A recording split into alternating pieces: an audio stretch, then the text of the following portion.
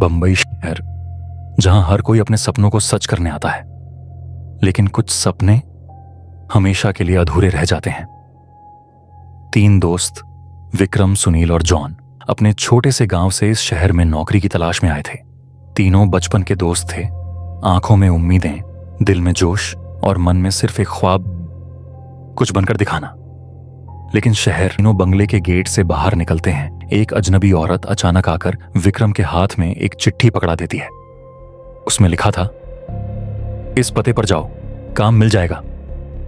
औरत पलटते ही गायब हो जाती है। तीनों हैरान लेकिन खुश भी। वे उस पते पर जाते हैं जहां एक बड़ी कंपनी की बिल्डिंग होती है। वहां चिट्ठी दिखाने पर उन्हें अंदर भेज दिया जाता है। चिट्ठी पर कंपनी के मालिक के हस्ताक्षर होते हैं। प्रबंधक पूछता है, आप हमारे बॉस को कैसे जानते हैं? विक्रम शांत स्वर में कहता है, वो मेरे दोस्त हैं। प्रबंधक सकपका जाता है और उन्हें काम पर रख लेता है।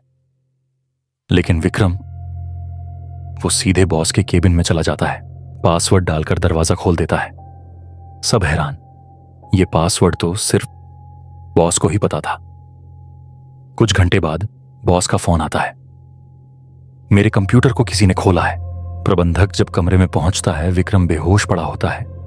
जब उसे होश आता है, वो कुछ नहीं याद कर पाता, ना यह कि वो यहां क्यों आया, ना यह कि उसने क्या किया। उसी समय सच सामने आने लगता है। वो बंगला नंबर 17 दरअसल उसी बॉस का था। वहीं उसने अपनी कंपनी की एक लड़की के साथ गलत हरकत की थी। जब लड़की ने विरोध किया तो धक्का मुक्की में उसका सिर दीवार से टकरा गया और वो वहीं मर गई।